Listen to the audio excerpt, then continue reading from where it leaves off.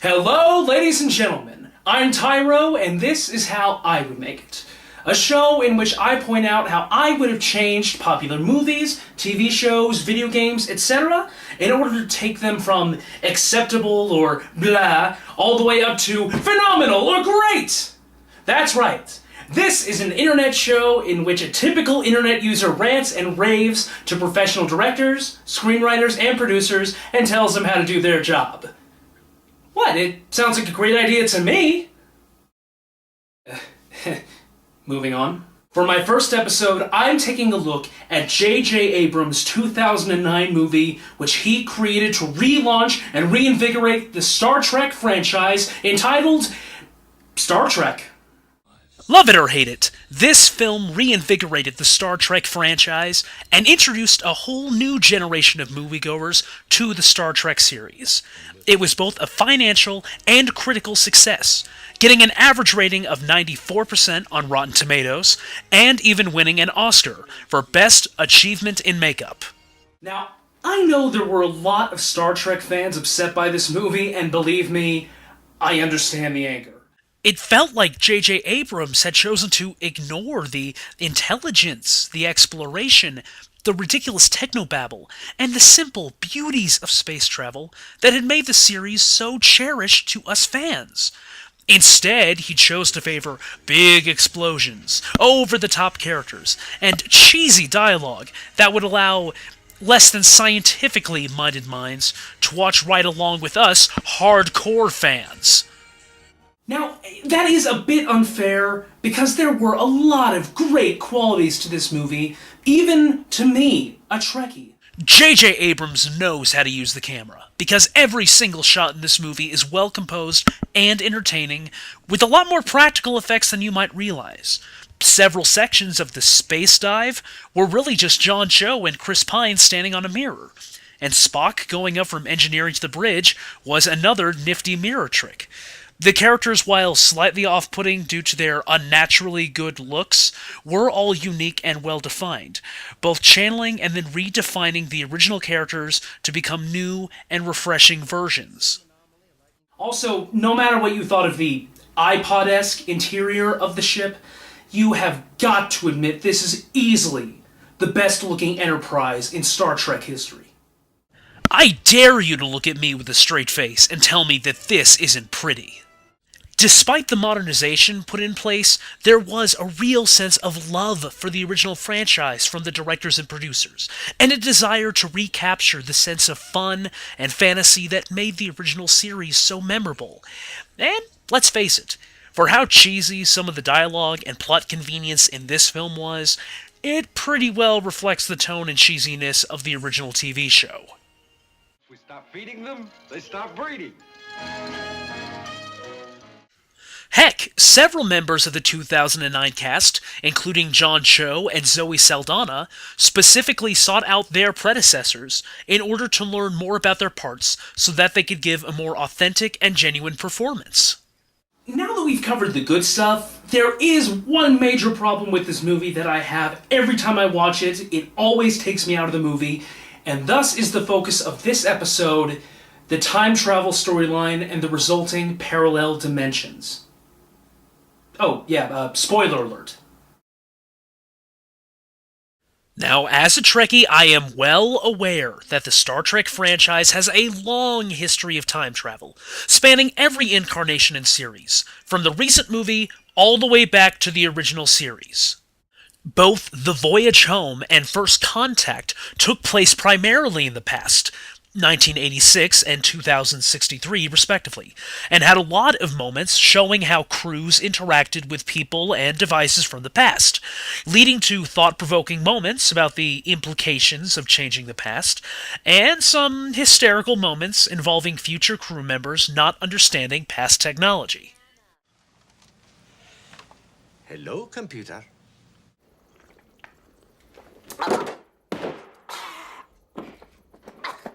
However, the 2009 movie utilized time travel in a very different way, resulting in a case of pure, unadulterated deus ex machina in the form of Old Spock, or Spock Prime as he is credited. No, not that, Prime!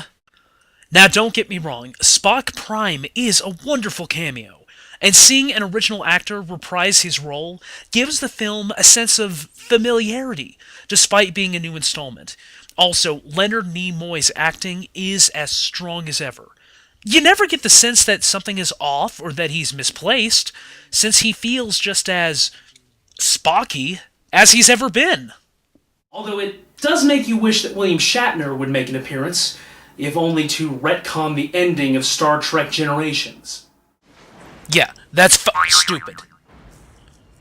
Now, despite Leonard Nimoy's fantastic performance, it's hard for me to not notice the fact that he feels slightly out of place in this reboot, mostly serving as the plot convenience and exposition fairy. Within minutes of meeting up with the new Kirk, Spock spends the next several minutes explaining the backstory with the use of the Vulcan mind meld and well-shot flashbacks. While I can understand that it would have given away the plot if we had seen it earlier, I can't help but feel like this use of flashback brings the story to a complete stop, in order to finally give us the necessary backstory, which isn't even fully fleshed out except in the outside media, like the comic book. And I feel like this should have been added in bit by bit earlier, rather than being just a huge exposition dump like this. Also, the fact is that from the moment Spock leads Kirk to the Federation base until the moment that Kirk and Scotty beam to the Enterprise, there's almost no time to breathe, as Spock Prime keeps pushing the story forward faster than the other characters could be expected to keep up. Without missing a beat, Spock Prime not only flat out tells Kirk how to defeat new Spock and become captain, he also punches in Scotty's formula for transportation right in front of new Scotty before new Scotty has figured it out himself! You decide to take away his only moment of glory, give it to Spock Prime instead, forcing Scotty to remain just the comedic relief for the crew.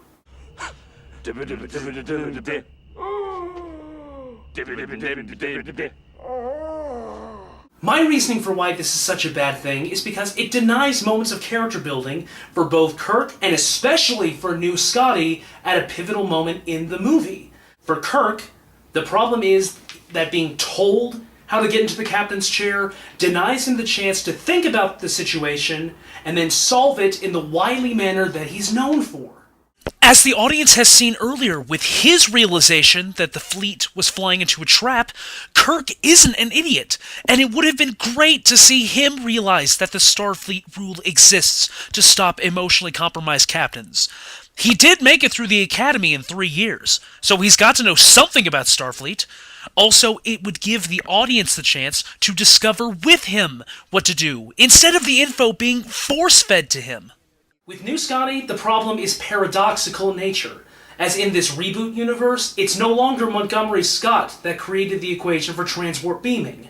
It was shown to him. Scotty's formula has become Spock Prime's formula, even if it was the original Montgomery Scott who discovered it. Imagine going back in time and giving Thomas Edison a modern light bulb before he found the correct filament, or giving the Wright brothers the schematics to their own plane before they figured out how to get airborne. Sure, there's still lots of work to be done to assemble the finished product and to actually put the theory into practice, but you've denied these inventors their own personal eureka moments when they proved how smart they were, simply because you've shown them the finished product instead of guiding them to discover it on their own. To put it another way, that wasn't the clip I was supposed to show.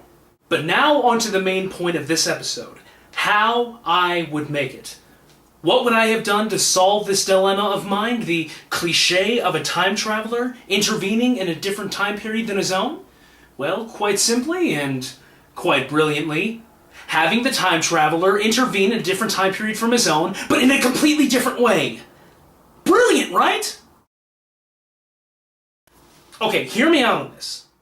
Imagine, if you will, that instead of Spock Prime being so straightforward about the solution to the problems at hand, that he instead acts more vague, giving subtle hints to the new Kirk and Scotty, so that they still solve the problems at hand with just the slightest nudging in the right direction. For example, Instead of Spock Prime telling Kirk to use the Starfleet rule, and specifically telling him what Spock's weaknesses will be so that Kirk can take over as captain, have Spock Prime simply mention how Spock shouldn't be in charge due to being emotionally compromised. And simply leave it at that.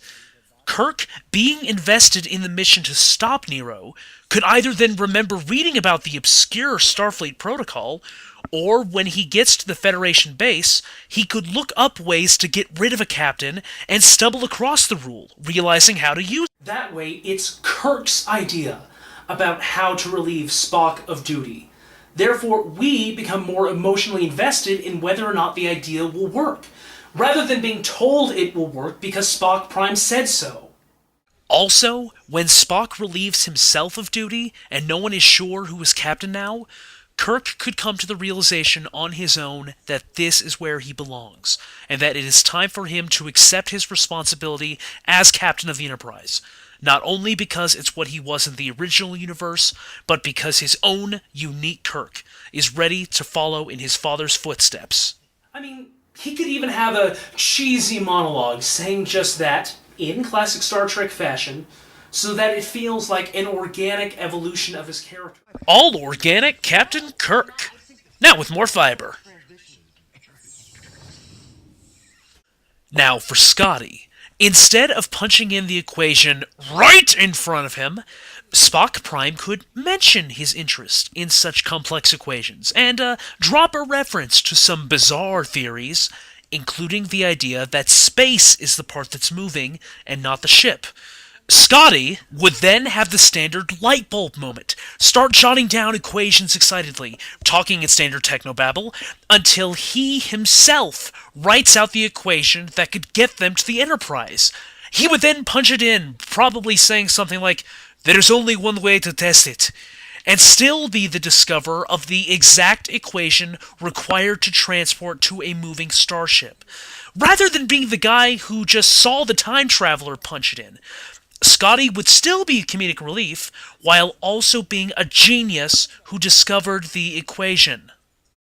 At the end of the movie, when Spock and Spock Prime meet face-to-face, Spock Prime would then explain how he led Kirk in the right direction without specifically telling him what to do, so as to make the relationship between the new Kirk and Spock as organic as possible, given the bizarre circumstances.